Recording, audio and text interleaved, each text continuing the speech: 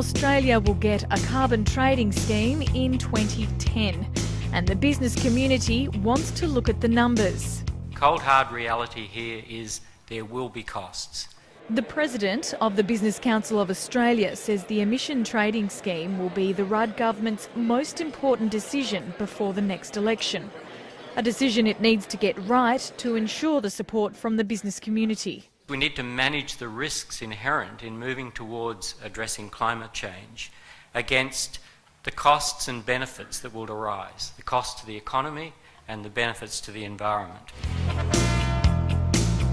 The Business Council says companies will have to pass on higher energy costs to consumers. It says an emission trading system will push up the price of petrol. It's also concerned about which industries will be exempt and the impact on companies that operate overseas.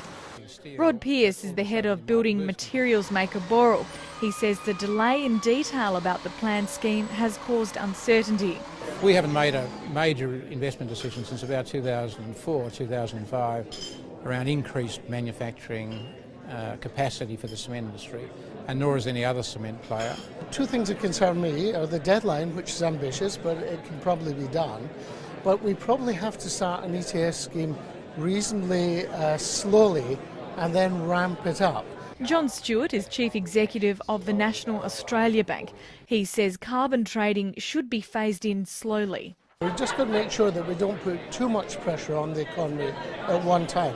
Recent surveys of business show that while most companies know a carbon trading system will be put in place soon, the majority of small to medium-sized firms have done nothing about it. They're still coming to grips with what this fundamental change is going to mean for them. Andrew Pedersen from PricewaterhouseCoopers says that businesses must realise that carbon trading is here to stay. This is a real landscape modifier. Business is not going to be the same once the ETS is in place, the emissions trading scheme.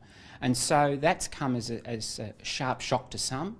I think for others, though, it has meant, yes, this is the opportunity for business to refashion itself. The Green Pages lists around 7,000 businesses that have already embraced a more eco-friendly way of doing business. Founder Katie Patrick says most of the businesses listed in her directory are more concerned about the risks associated with not being green.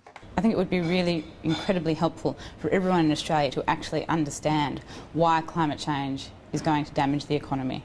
Tomorrow, Professor Garneau's report will reveal his estimate of the economic impact of climate change and carbon trading. The government will outline its plans when it releases a discussion paper on the structure of an emission trading scheme later this month.